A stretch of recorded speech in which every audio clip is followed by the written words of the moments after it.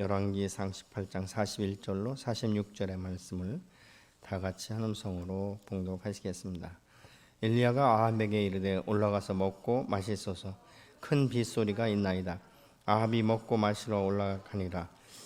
엘리야가 갈멜산 꼭대기로 올라가서 땅에 꿇어 엎드려 그의 얼굴을 무릎 사이에 놓고 그의 사환에게 이르되 올라가 바다 쪽을 바라보라.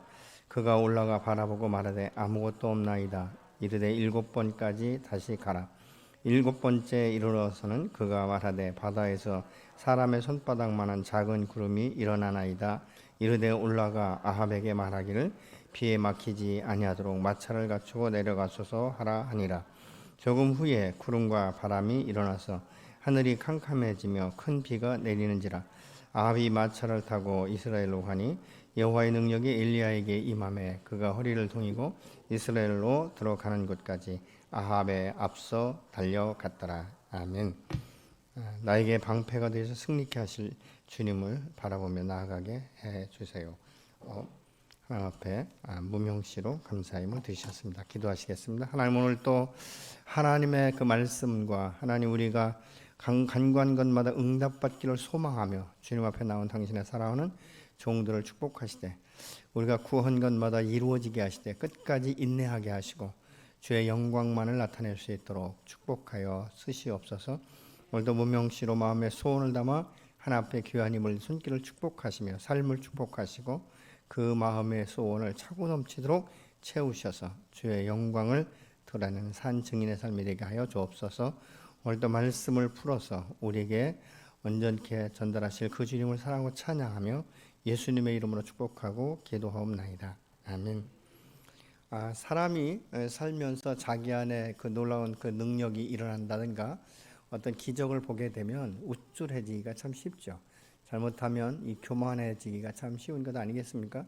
세상 가운데서 사실 이 열심히 노력해서 분 부자들은요 그렇게 마음 가운데 교만한 마음이 적습니다. 그런데 이 졸부들이 대체적으로 보면 갑자기 부유하게 되다 보니까 이 마음이 교만해서 이 세상에 나가서 갑질하는 경우를 우리가 종종 보기도 하지 않습니까? 오늘 이 본문에서도 보면 사실 이 엘리야는 이 바알 선지자들과 아세라 목상을 섬기는 자들 이 850명과 대적해서 사신 하나님이 어떤 분인지 이 불을 내려서 물을 그냥 핥듯이 완전하게 해소하고 불농답하신 하나님을 경험하고 난 후에 지금 일들을 오늘 본문은 말씀하고 있습니다.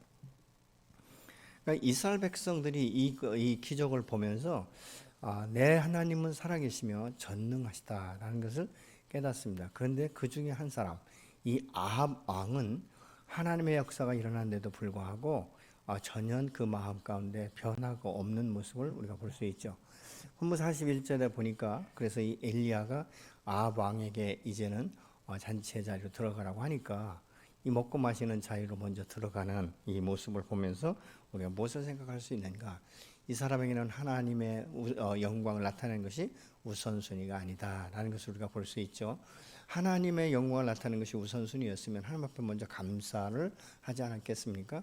그리고 이 일을 이루시는 이 하나님이 어떤 분이신지를 아마 엘리야를 통해서라도 이 사람들에게 증거할 수 있는 기회를 주었을 것이에요. 그런데 그렇게 하지 않는 모습을 우리가 볼 수 있게 되는 것이죠. 결국은 이 아합 왕에게는 하나님을 두려워하는 마음이 없었다는 것을 우리가 간접적으로 알 수 있게 되는 것입니다. 우리가 아는 대로 이 열왕기상 18장 1절의 말씀을 다 같이 봉독하시겠습니다.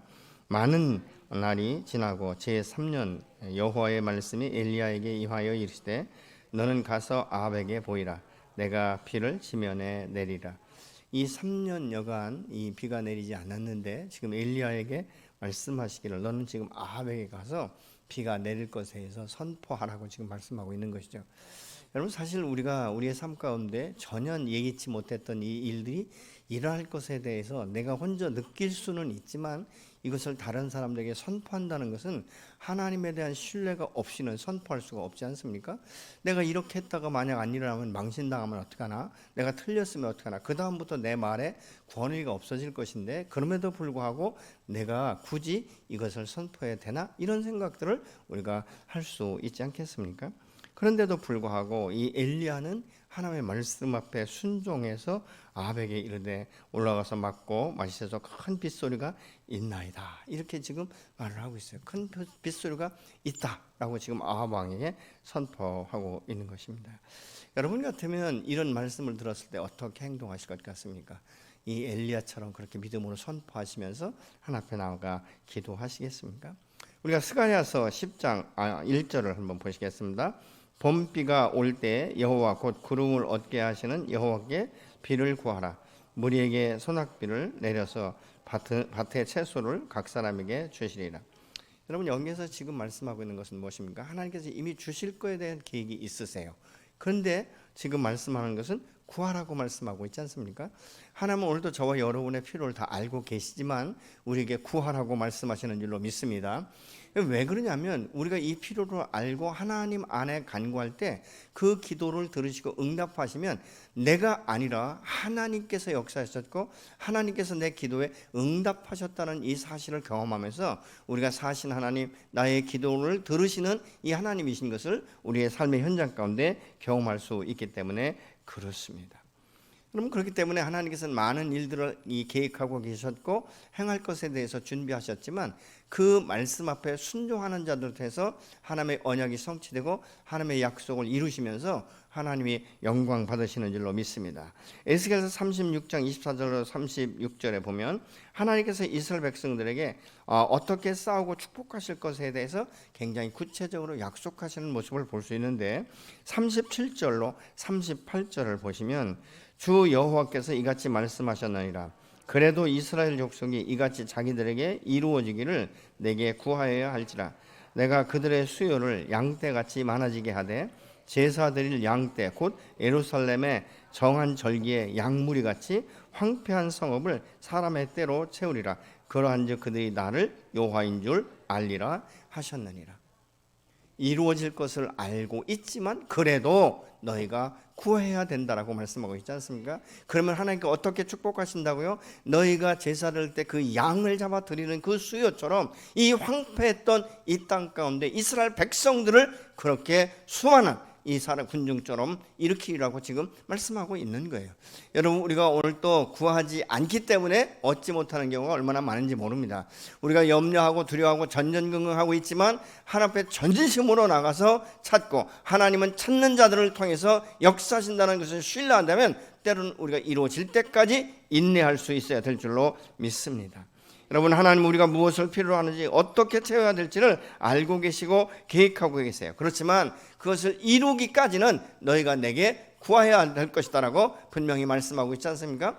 여러분 신구약 성경에는 수천 가지의 언약의 말씀이 있습니다. 그런데 이 수천 가지 언약의 말씀이 있는데 실질적으로 여러분 가운데 지금 적용된 말씀들이 얼마나 되십니까? 이 기록된 언약의 말씀들을 여러분 찾고 구하고 그것에 대해서 이룰 것에 대한 기대감을 얼마나 가지고 있습니까? 저는 수많은 사람들이 예수 그리스도 안에 있지만 구하지 않는 사람들이 구하는 사람보다 훨씬 더 많은 거예요. 그러니까 이 세상 가운데 그리스도인이 그렇게 많다 할지라도 부패된 이 세상을 변화시키지 못하는 모습들을 볼 수 있지 않겠습니까? 그럼 변화는 어디에서부터 일어납니까? 믿음의 사람이 있는 장소에서부터 일어나야 되는 거예요. 나라와 민족 가운데 나라와 민족이 바뀌기 이전에 내가 먼저 변화되고 내 주변, 내 가정부터 변화되고 내 가정부터 하나님의 살아계심과 전능하심을 삶의 현장 가운데 경험하고 부모가 경험한 것들을 자녀들이 보고 배워서 동일하게 경험할 수 있도록 우리는 축복권을 내려보내야 될 줄로 믿습니다. 하나님은 당신이 알고 계시며 계획하셨다 해도 저절로 이루어지지 않는다라고 말씀하고 있지 않습니까? 구하여야 얻는다라고 말씀하고 있습니다. 야고보서 4장 2절을 보시겠습니다. 너희는 욕심을 내어도 얻지 못하여 살인하며 시기하여도 능히 취하지 못함으로 다투고 싸우는도다. 너희가 얻지 못하면 구하지 아니하기 때문이다 라고 분명히 말씀하고 있지 않습니까? 너희가 욕심을 내어도 얻지 못하기 때문에 결국은 그것으로 다툼과 분쟁이 일어나며 살인하게 된다라고 말하고 있습니다. 여러분 이 세상 가운데 있는 사람들은 얼마나 자기중심적이고 얼마나 자기의 이 목적, 이 소욕, 이 정욕 이런 것들을 채우기 위해서 여러분 자기들의 몸을 불살라 버리는 것처럼 그렇게 불철주야 열심히 노력하고 수고하는 모습들을 우리 주변에서도 볼 수 있지 않습니까? 그런데 믿음의 사람들은 정말 하나님은 살아계시며 전능하시며 나의 구원자가 되시며 나의 주인이 되시며 내 인생을 책임진다는 것을 지식으로 알고 있는 사람은 많지만 실제적으로 내가 기도를 통해서 나의 삶 가운데 성취시키는 사람들이 얼마나 많으냐 그 말입니다. 우리가 예수 믿고 구원받은 사람은 하나님이 살아계신 걸 다 믿습니다. 그리고 하나님의 언약의 말씀이 기록되어 있다는 것도 다 알고 있습니다. 그렇지만 행함이 없기 때문에 우리가 우리가 얻지 못하는 것 아니겠습니까? 여러분 기도는 구체적이어야 돼요. 우리 문화 가운데 잘못된 것이 분명히 기준이 있음에도 불구하고 그 기준이 없는 것처럼 대충이라는 말이 있습니다. 또 세상 가운데 그러잖아요. 처삼촌 벌초하듯이 한다. 이게 뭐예요? 제대로 하지 않는다 이 말이죠. 그리고 두루뭉술이라는 말이 있지 않습니까? 여러분 우리가 기도를 그렇게 하면 안 돼요. 하나님 제 마음 아시죠? 다 이루어 주세요. 무엇을 어떻게 이루어 달라고요? 그러니까 예를 들어서 내가 대충 기도했다, 두루뭉술하게 기도했다. 그럼 하나님께서 응답하실 때 대충 응답하실 거예요. 두루뭉술하게 응답하실 거예요. 그러면 실제적으로 내가 구한 것과 받은 것이 무엇이냐 나도 모르는 거예요. 그렇지 않습니까? 구체적으로 기도는 그래서 구체적으로 구해야 되는 것이죠. 왜요? 우리 하나님은 막연하게 구하고 막연하게 응답하시는 분이 아니라 구체적으로 구한 것을 그대로 이루어 주시는 분이시기 때문에 그렇습니다. 엘리야는 3년여 동안 비가 내리지 않을 때 하나님의 음성을 듣고 선포만 한 것이 아니라 자신의 머리를 무릎 사이에 넣고 7번씩이나 간절히 기도했다라고 말하고 있지 않습니까? 그러면서 홀로 가지 아니하고 사환을 데리고 가서 한 번 기도할 때마다 묻습니다. 하늘에 어떤 변화가 있느냐, 어떤 징조가 있느냐? 처음에 한 번, 두 번 계속적으로 할 때마다 아니요, 전혀 변화가 없습니다. 그냥 마른 하늘뿐입니다. 아주 날씨가 청명합니다. 이런 보고를 들었죠. 근데 그때마다 그것을 중간에 포기하지 아니하고 끝까지 할 때 7번 하고 나니까 뭐라고 말합니까? 저 바다 끝에 손바닥만한 작은 구름 하나가 없던 것이 생겼습니다. 이렇게 말을 하니까 엘리야가 이제는 큰 비가 내릴 것이라는 이 확신을 가지고 아합 왕에게 비를 맞지 않도록 먼저 마차를 가꾸고 올라가라고 말을 하고 있습니다. 그러면 엘리야는 우리가 전혀 다른 사람인가? 야고보서 5장 17절로 18절의 말씀을 보시겠습니다. 엘리야는 우리와 성정이 같은 사람이로되 그가 비 오지 않기를 간절히 기도한즉 3년 6개월 동안 땅에 비가 오지 아니하고 다시 기도하니 하늘이 비를 주고 땅이 열매를 맺었느니라. 여러분 이 말씀은 무슨 말씀이냐면 엘리야는 우리와 특별히 다른 사람이 아니라는 거예요. 우리와 똑같은 육체를 가지고 있고 똑같은 마음을 가지고 있기 때문에 그의 마음 가운데 두려움이 있었고 염려가 있었고 인생이 나그네길에 고통이 있었고 자녀를 낳고 자녀를 양육하다 보면 그 안에 갈등도 있었다는 것입니다. 우리가 똑같다는 것이에요. 그러나 다른 것이 있다면 무엇입니까? 우리와 다른 점은 무엇일까? 그는 기도할 때 끝까지 하나님을 신뢰하면서 집중해서 이루어질 때까지 기도한 것이 우리와 다른 모습 아니겠습니까? 여러분 우리가 예를 들어서 어디 먼 곳에 여행을 하면 국내 여행이라도 일기예보를 이제 참고하지 않습니까? 과거에는 일기예보가 맞지 않았어요. 그래서 제가 어렸을 적만 해도 이 기상청에서 말하는 일기예보보다요 할아버지들이 곤방대에 이렇게 담배를 채우면서 오늘 비 오겠는데 오히려 그 말이 더 맞았어요. 근데 요즘에는 굉장히 과학과 이 위성이 이제 발달되다 보니까 일기예보가 거의 다 맞지 않습니까? 근데 일기예보를 보고 내가 갈 그 자리에 비가 온다고 이야기를 했어요. 근데 뭐 비가 오겠어? 그리고 우산을 챙겨가지 않는다면 일기예보를 볼 필요가 뭐가 있겠습니까? 우리가 하나님 앞에 나가 기도할 때는 그대로 이루어질 것에 대한 믿음을 가지고 나아갈 때 그것이 이루어지는 줄로 믿습니다. 너희의 믿음대로 될지어다라고 분명히 말씀하고 있지 않습니까? 그러니까 일기예보를 통해서 비가 온다고 하면 우산을 가지고 나가야 되는 것처럼 하나님께서 약속하신 말씀을 우리가 신뢰한다면 그 말씀을 들고 기도하면서 그 말씀대로 이루어질 것에 대한 신뢰도 있어야 되지 않겠습니까? 비 한 방울 오지 않던 시대에 노아에게 방주를 준비하라고 말씀하셨던 그 하나님의 말씀을 어떻게 신뢰할 수 있겠습니까? 아니 우리 선조 때부터 듣도 보지도 못하고 듣지도 보지도 못했고 내다에도 아직까지 내가 보지도 듣지도 못했는데 무슨 비가 온다고요? 그렇게 우리가 환경 현재의 모습을 따졌다면, 그리고 얼마나 지어야 되는지, 며칠간 지어야 되는지 그 시간에 대해서 정확하게 말씀을 안 하시지 않았습니까? 막연한 거예요, 어떻게 보면. 그럼에도 불구하고 노아는 그 말씀을 신뢰함으로 보지 못한 일에 순종을 하는데, 하루 이틀이 아니고 1, 2년이 아니라 120년 동안 순종을 할 때 결국은 하나님께서 방주가 완성되던 그날에 말씀대로 홍수 심판이 임하는 것을 우리가 성경을 통해서 볼 수 있지 않겠습니까? 여러분, 우리가 예수 믿고 구원받은 사람의 수는 많지만 사실 살아계신 하나님, 전능하신 하나님, 기도에 응답하신 하나님을 경험하는 사람은 그리 많지 않아요. 저는 우리 교회 성도들은 사실 이렇게 날마다 경험하는 삶의 현장 가운데 살기를 예수 이름으로 축복합니다. 누가복음 11장 5절로 13절에 보면 이제 자기 집에 여행으로 찾아온 이 친구가 아마 저녁 식사를 못했던 것 같아요.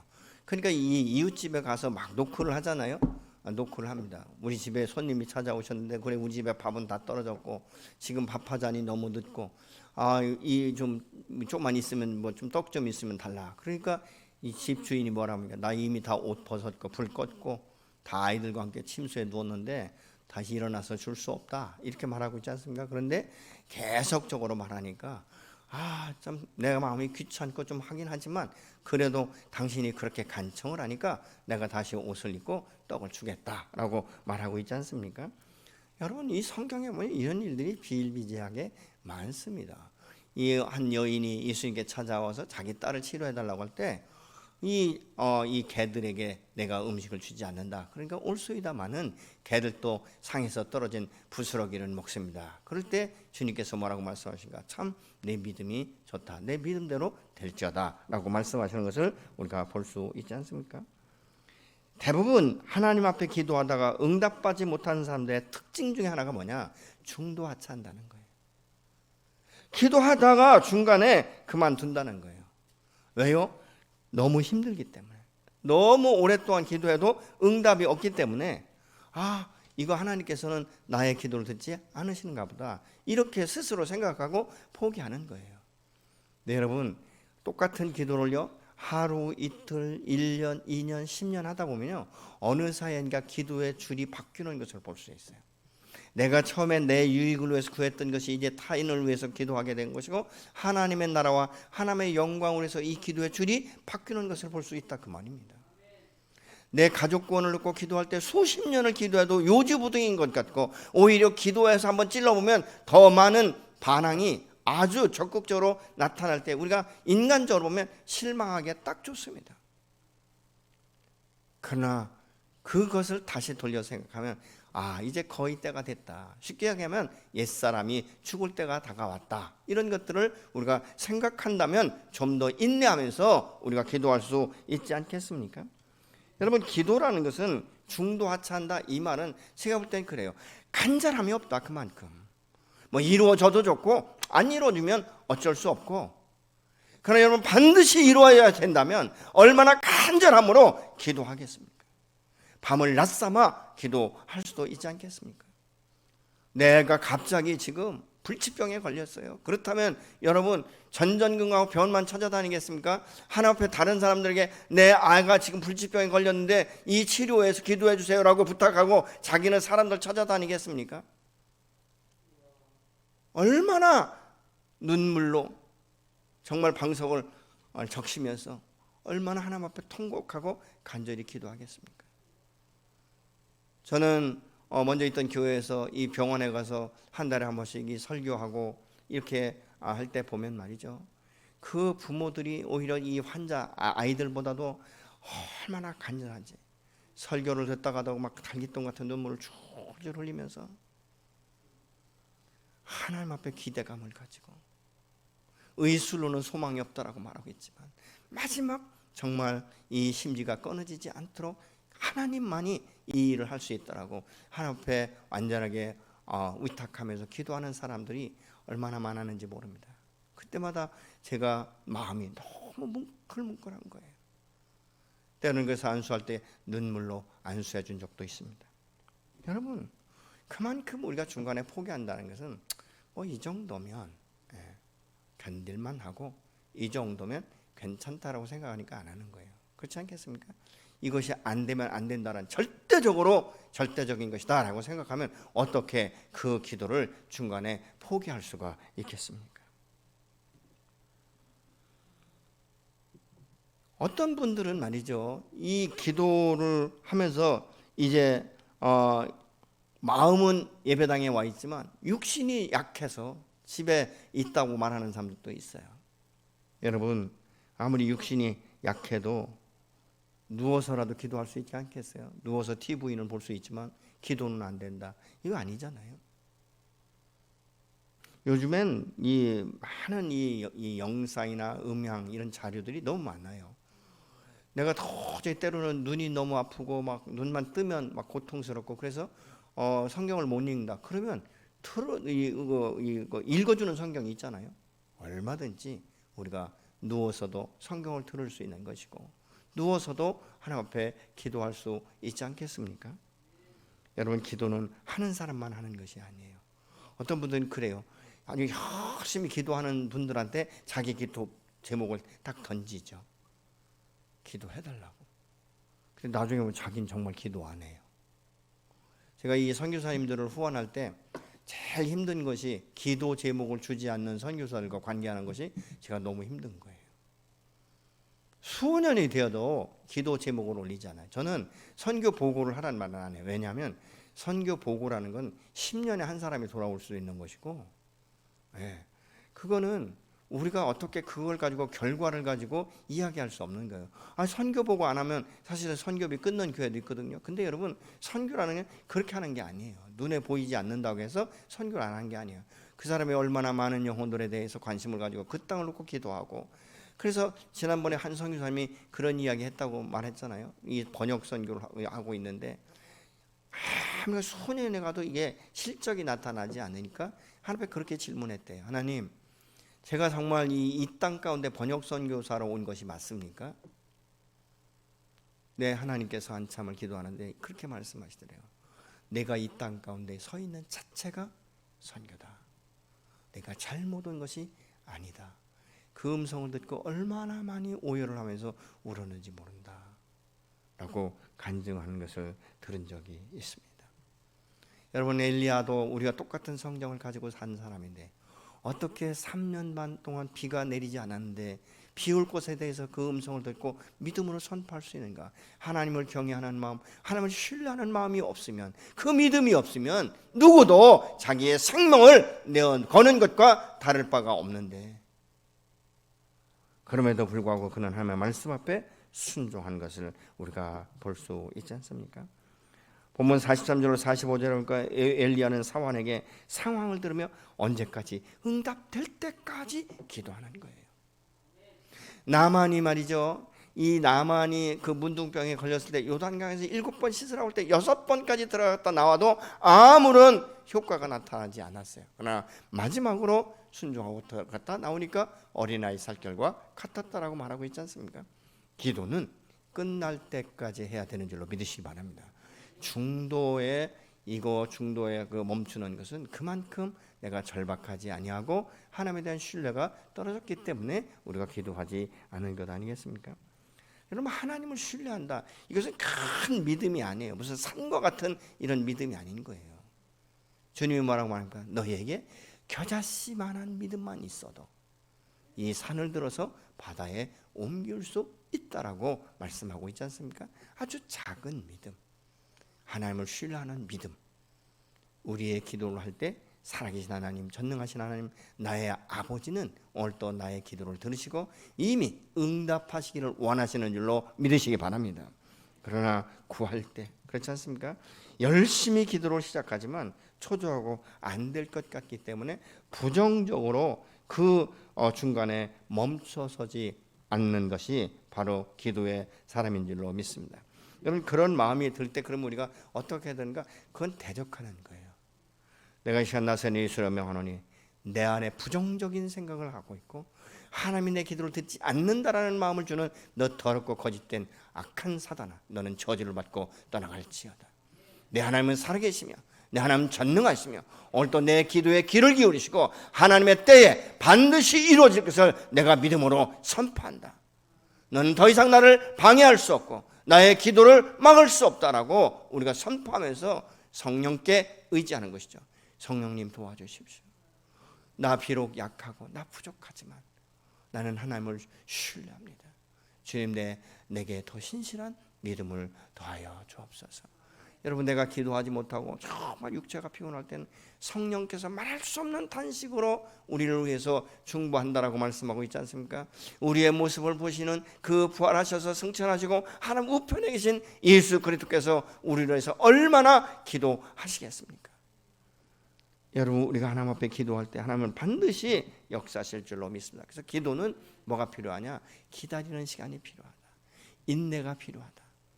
여러분, 제가 밥도 해보니까요, 뭐 저희 아내가 너무 피곤하고 아프면 때로는 제가 밥을 하는데, 밥 해가지고 이게 압력밥솥에서 김이 날 때 확 빼가지고 연다고 밥이 다 안 되더라고요. 그 뜸드는 시간이 필요하더라고요.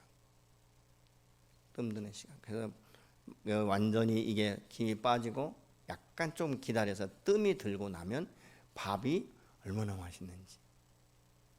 우리는 때로는 생쌀밥 먹으려고 하는 사람들처럼 기도하다가 그냥 바로 내가 생각한 때 안 이루어지면 포기하려고 하는. 근데 이 포기하려는 이 부정적인 마음은 하나님께로부터 오는 게 아니에요. 성령으로부터 오는 것이 아닙니다. 어둠으로부터 오는 거예요. 왜요? 두려운 거예요. 여러분, 기도의 용사, 기도의 사람이 하나님으로부터 그 기도의 응답을 받는 것을 경험하기 시작하면 얼마나 재미가 있는지, 얼마나 이것이 활력이 되는지 그걸 알기 때문에 사단은 가능하면 방해하려고 하고 있는 거예요. 그러니까 여러분, 믿음의 사람은 하나님 앞에 기도할 때 반드시 이루어지게 될 줄로 믿습니다. 시편 130편 5절 6절의 말씀을 보시겠습니다. 나 곧 내 영혼은 여호와를 기다리며 나는 주의 말씀을 바라는도다. 파수꾼이 아침을 기다림보다 내 영혼이 주를 더 기다리나니 참으로 파수꾼이 아침을 기다림보다 더하도다. 아마 이 군대 가셔서 경계에 서 보신 분들은 알 거예요. 이 새벽이 얼마나 기다려지는지, 이 새벽 미명이 오면 얼마나 그 마음가운데 자유함이 오는지.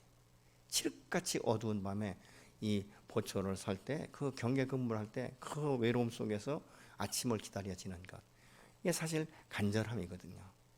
오랜 시간 우리가 기다려야 되는 것 아니겠습니까? 기도하는 사람은 그렇기 때문에 기다림의 시간이 필요한 거예요. 왜? 그 시간에 하나님께서 내 마음을 다루시거든요. 그 시간에 하나님께서 내게 많은 말씀들을 주시기도 하고, 때로는 이렇게 잠잠히 침묵하시면서 내 마음 가운데 동요함이 없이 하나님을 신뢰하는가, 나의 믿음의 모습도 하나님께서 보시는 것이죠. 주의 은혜와 축복의 날과 문제 해결을 위한 이 기다림, 이것은 때로는 지루한 것 같지만 인내할 때 그 기쁨과 감사가 넘치게 되는 줄로 믿습니다. 이사야서 30장 18절로 19절의 말씀을 보시겠습니다. 그러나 여호와께서 기다리시나니 이는 너희에게 은혜를 베풀려 하시며 일어나시리니 이는 너희를 긍휼히 여기려 하심이라. 대저 여호와는 정의의 하나님이시라. 그를 기다리는 자마다 복이 있도다. 시온에 거주하며 예루살렘에 거주하는 백성아, 너는 다시 통곡하지 아니할 것이라. 그가 내 부르짖는 소리로 말미암아 내게 은혜를 베푸시되 그가 들으실 때 내가 너에게 응답하시리라. 아멘.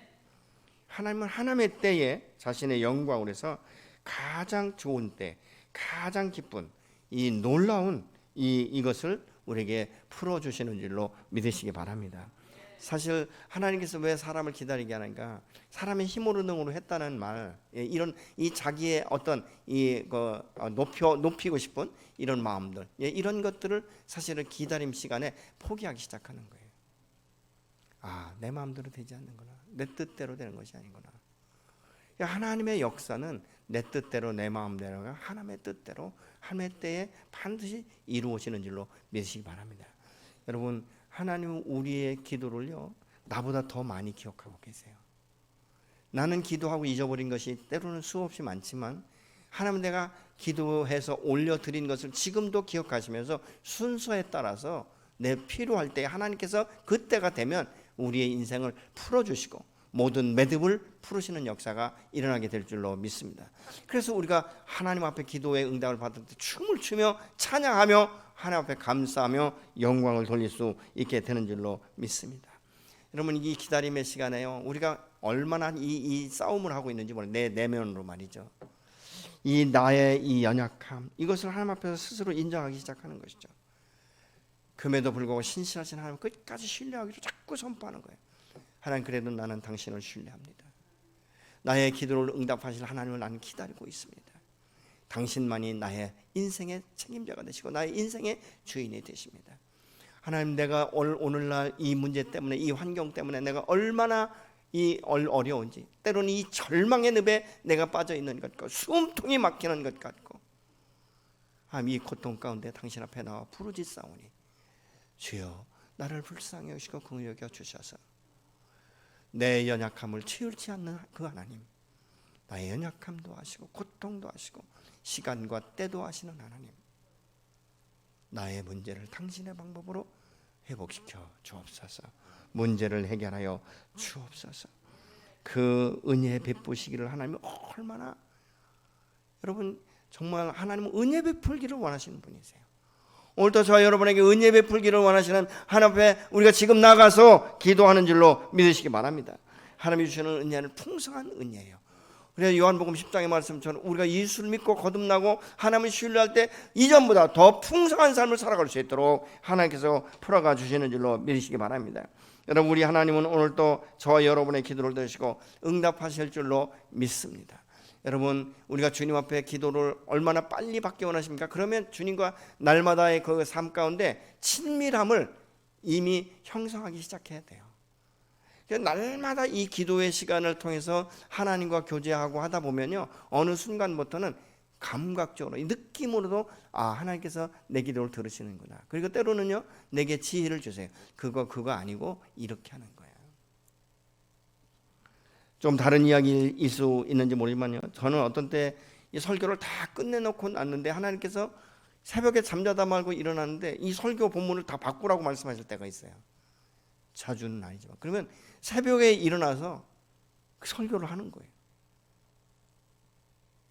설교를 다시 준비하는 거예요.